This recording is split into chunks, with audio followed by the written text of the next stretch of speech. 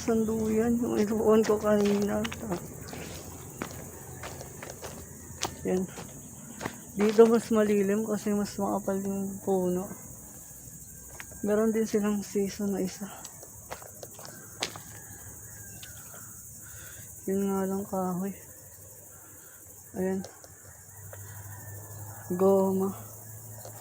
Oh, siya. Yun nakatayo yata ito eh.